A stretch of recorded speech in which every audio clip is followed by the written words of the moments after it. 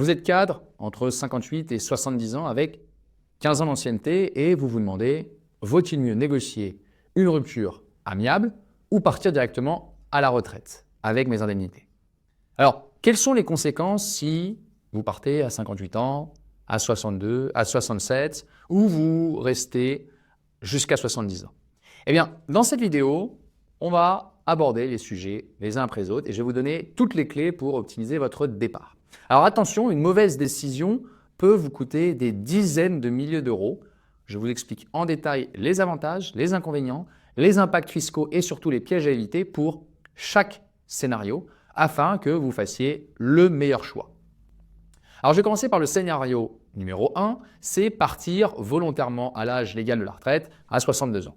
Donc vous allez obtenir une indemnité légale que je vais calculer. Vous avez 15 ans d'ancienneté, vous percevez une rémunération de 100 000 euros par an. On va faire des chiffres simples. Donc vous savez que l'indemnité de départ à la retraite, c'est pour les 10 premières années, un quart de mois par année d'ancienneté.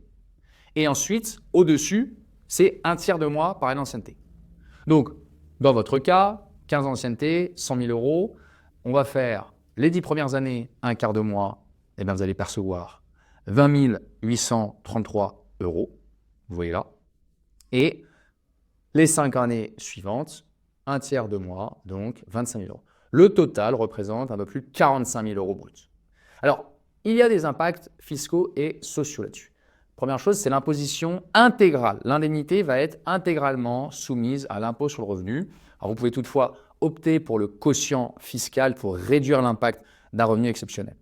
Au niveau des cotisations sociales, il est également cette indemnité, ces 45 000 euros vont être également soumis à toutes les cotisations sociales, ce qui diminue le montant net perçu.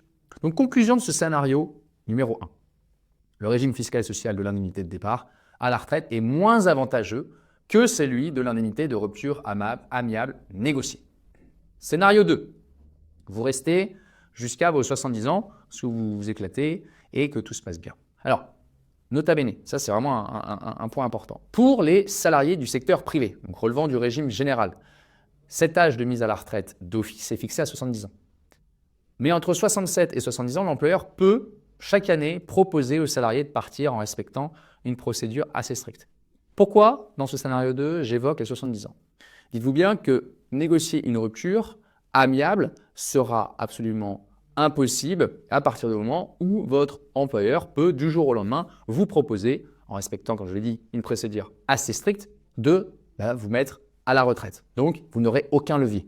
Et c'est pour ça que je vais vous montrer en fait l'impact que peut avoir le fait de rester plus longtemps que l'âge du départ à la retraite, au-delà des 67 ans, quand vous n'avez plus finalement de BATNA, comme on dit en négociation, de Better Alternative to Negotiate. Okay? Donc ça, c'est important que vous l'ayez en tête. Donc, dans votre cas, vous partiez à 67, 70 ans, on s'en fiche un peu, mais si je prends 70 ans, dans votre cas, vous avez toujours 100 000 euros. Là, vous avez une ancienneté maintenant qui est de 23 ans. Donc, vous percevrez 56 000, là, je vous ai mis le détail, 56 944 euros bruts. Donc, pareil, l'indemnité est également imposable à l'impôt sur le revenu. Les cotisations sociales, c'est l'entièreté, ce qui va réduire aussi le montant net. Donc, conclusion de ce scénario 2, même avec une indemnité augmentée, le régime fiscal et social reste désavantageux comparé à une rupture amiable négociée. Et donc là, on en vient à ce scénario 3, qui est négocier une rupture à l'amiable. Donc, que ce soit dès lors que vous envisagez de quitter, on peut parler de 58 ans, un peu avant votre retraite, 3-4 ans avant votre retraite, jusqu'à 67 ans. Alors, vous voulez, dans un premier temps, négocier. Pourquoi? Eh bien, vous voulez, avant votre taux plein, récupérer votre temps pour une dernière aventure. Vous voulez vous mettre à votre compte, vous voulez faire du consulting, vous voulez peut-être reprendre une boîte. Et vous avez besoin de maximiser votre sortie pour ne pas partir avec le minimum légal. Ça serait quand même dommage de ne pas maximiser votre sortie après 15 ans de brûler au service dans cette boîte. Donc, c'est vraiment pour ceux qui décident de ne pas attendre la retraite, qui décident de faire une espèce de cash-out pour avoir du temps et de l'argent.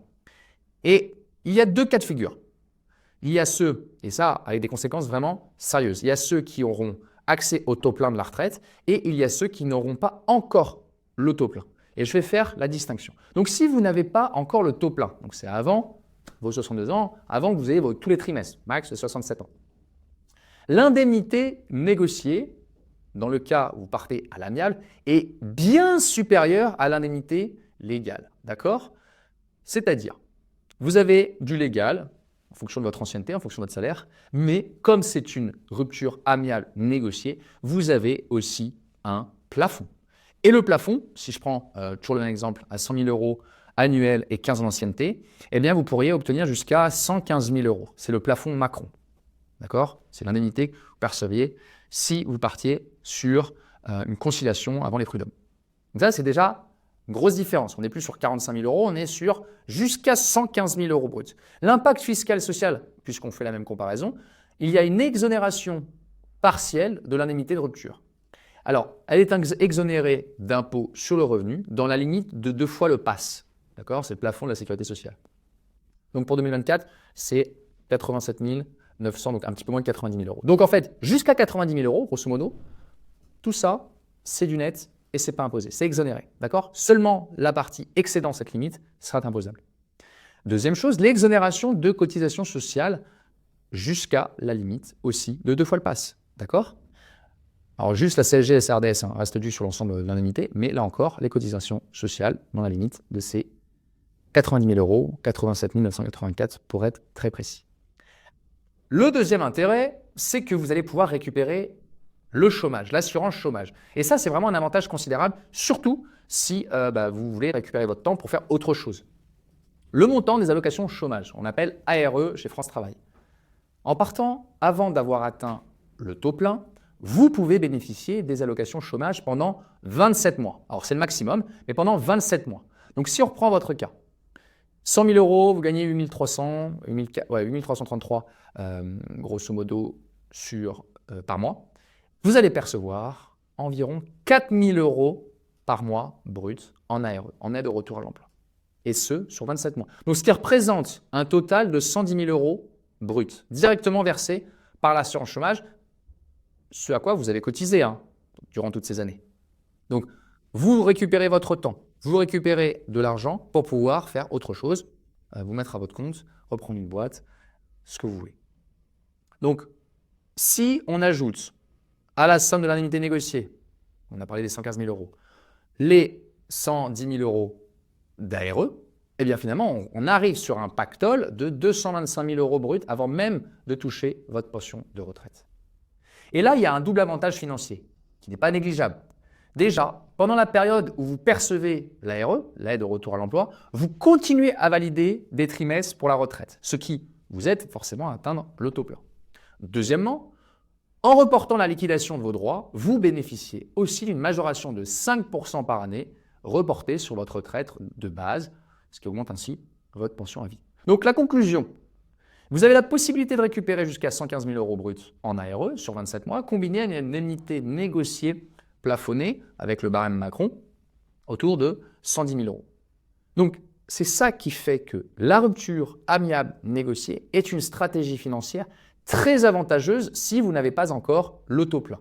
Ça vous permet de sécuriser vos revenus tout en ayant du temps pour passer à autre chose et en même temps préparer sereinement votre retraite. Et c'est ça qui est important, c'est que oui, il y a de l'argent, oui, vous avez du temps, mais aussi votre énergie est maintenant dépensée, si je puis dire, sur quelque chose qui vous plaît.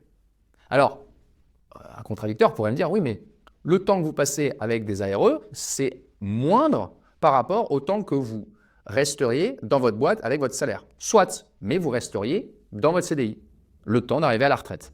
Et là, une fois que vous arrivez à la retraite, même vous pouvez malheureusement très peu négocier votre chèque de départ.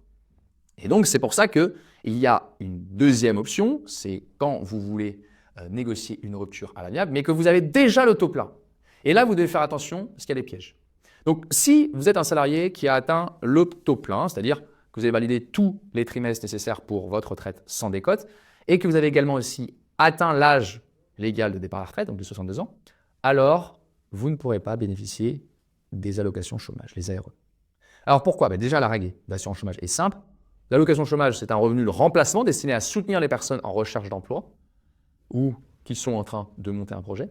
Et donc, une fois que vous êtes en mesure de liquider votre retraite à taux plein, l'assurance chômage considère que vous avez une source de revenus garantie, ce qu'on appelle votre pension retraite, et c'est normal. Donc, par conséquent, les ARE cessent d'être accessibles.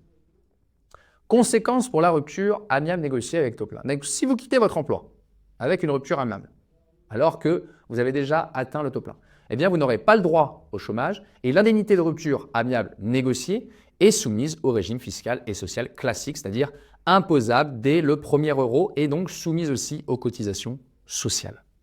Et là, vous voyez l'écart qu'il y a entre retraite à taux plein et pas encore la retraite à taux plein. Donc, il faut réfléchir en amont quand vous commencez à arriver proche de la retraite, à 3-4 ans de la retraite, il faut se poser les bonnes questions. Parce que là aussi, il y a un impact fiscal et social.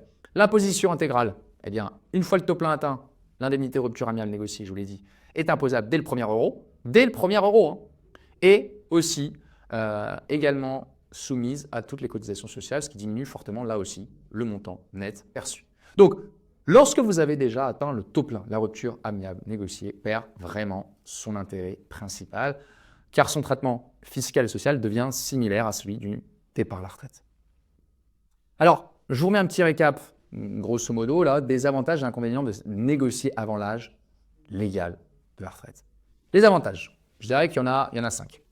Première chose, indemnité plus élevée. Vous pouvez négocier une indemnité jusqu'à un mois de salaire, grosso modo, au moins plafonné, disons, sur une négociation amiable au barème Macron. Donc, c'est un mois de salaire brut par année d'ancienneté, soit bien plus que l'indemnité légale de départ à la retraite. Deuxième chose, l'exonération fiscale partielle. L'indemnité est exonérée d'impôt sur le revenu dans la limite de 2 fois le PASS, contrairement à l'indemnité de départ à la retraite. Troisièmement, exonération de cotisations sociales dans la limite, là aussi, de 2 fois le PASS. Vous serez exonéré hors CSG et CRDS. Quatrième avantage, les droits aux allocations chômage. Vous pouvez partir avant d'avoir atteint le taux plein. Vous pouvez bénéficier des ARE pendant 27 mois à hauteur. Donc, dans votre cas, puisqu'on vient prendre 15 ans d'ancienneté à 100 000 euros, vous aurez 4 000 euros bruts par mois. Et enfin, cinquièmement, la validation des trimestres retraite. Pendant le chômage, vous continuez à valider les trimestres pour la retraite. Alors, bien sûr, comme dans tout, il y a des avantages et des inconvénients. Alors, là aussi, je vais vous donner des inconvénients. Premier inconvénient, il faut, et ça vous en êtes tous conscients, pour un départ amiable négocié, il faut l'accord de l'employeur. C'est nécessaire, c'est vraiment un accord mutuel, on parle d'accord synalagmatique entre l'employeur et l'employé. Et l'employeur n'a aucune obligation de l'accepter. Donc, vous ne pouvez pas vous planter, vous ne pouvez pas non plus dévoiler votre jeu. Si vous leur dites que vous voulez partir avec une rupture à l'amiable, eh bien, ils sauront que vous allez, avant la retraite, vouloir négocier et ils pourront vous dire, en fait, non, ce n'est pas possible. Pourquoi on vous paierait plus qu'un départ à la retraite avec finalement le système qu'on a, ou du moins le calcul qu'on a déjà fait juste avant, qui est bien plus avantageux pour l'employeur. Deuxième chose, un deuxième inconvénient, pas de cotisation retraite complémentaire. Pendant la période d'ARE, vous validez les trimestres, mais vous ne cotisez pas pour la retraite complémentaire Agirc-Arco. Troisième point, l'impact fiscal au-delà des 2 fois le PASS. La part excédant les 87 984 euros devient imposable à votre taux marginal d'imposition. Ça, il y a un moment, il faut aussi passer un peu la caisse. Quatrième point, quatrième inconvénient aussi d'aller négocier, c'est le risque de vous précipiter. Si vous partez trop tôt, sans avoir atteint votre trimestre nécessaire, forcément, vous pourrez subir une décote sur votre pension. Donc, il faut que vous soyez vigilant. Donc là, vous avez tout le tableau récapitulatif avec finalement les indemnités, le chômage, la pension retraite, la fiscalité, les conditions sociales. Donc voilà, tous ces points-là sont à prendre en considération dans vos calculs. Bien sûr, on ne part pas pour partir, pour quitter un CDI, on part pour faire autre chose parce qu'au fond, nous, on a envie de faire autre chose. Et dans ce cas, une négociation amiable peut être intéressante. Alors, si je devais résumer finalement les points clés. Négocier une rupture amiable avant l'âge légal est souvent la meilleure option pour maximiser vos revenus. Alors bien sûr, elle nécessite de bien se préparer, de préparer votre dossier, de préparer votre posture, de préparer vos arguments, de préparer votre partie, si je puis dire. C'est-à-dire, qu'est-ce que vous allez répondre à votre employeur s'il vous dit « mais non, là vous êtes proche de la retraite, attendons la retraite, restez au chaud ». Ça, il faut le préparer. Si vous avez déjà le taux plein, en revanche, réfléchissez bien, car le chômage est inaccessible et la fiscalité peut être beaucoup plus lourde. Donc, si vous êtes dans cette situation ou si vous avez des questions, vous pouvez me laisser un commentaire, bien entendu. Vous pouvez vous abonner. Vous pouvez aussi vous abonner, pour plus de conseils, soit négociation, à notre chaîne. Vous pouvez aussi abandonner de nous suivre. Mais une chose est sûre, c'est que si vous voulez négocier un départ, il faut que vous anticipiez. Plus on anticipe, plus on a la possibilité de déjà partir dans d'excellentes conditions, à la fois financières, mais aussi relationnelles. Et ça, c'est important de garder votre crédibilité, surtout dans votre cas, si vous arrivez proche de la retraite, eh bien, de faire un atterrissage en douceur pour ensuite partir sur une nouvelle aventure. Donc, n'hésitez pas à liker cette vidéo, à vous abonner, à partager aussi à vos proches, que ce soit vos proches au boulot, vos proches de votre famille. C'est important que vous soyez informés et que vous puissiez prendre la bonne décision. Votre décision dépend de votre situation, bien entendu, et une négociation, c'est que du cas par cas. Vous devez regarder midi à votre porte. Est-ce que vous assumez de quitter un CDI confortable, comme on dit, avant de partir à la retraite? Est-ce que vous assumez de partir au chômage, une période de temps au chômage? Est-ce que vous assumez, à contrario, de rester jusqu'à la retraite alors que vous ne vous épanouissez pas comme avant, ou vous avez finalement encore un rêve à accomplir et que vous le remettez? Voilà, ce sont des questions que vous devez vous poser. N'hésitez pas à nous suivre. Si vous avez besoin, bien entendu, de conseils sur comment se préparer, comment anticiper, comment négocier, comment maximiser son chèque, vous savez où nous retrouver. François et moi, vous pouvez cliquer sur le commentaire qui est sous la vidéo. Et bien sûr, on regardera au cas par cas comment on peut vous accompagner. Voilà, je vous souhaite une bonne journée et à bientôt.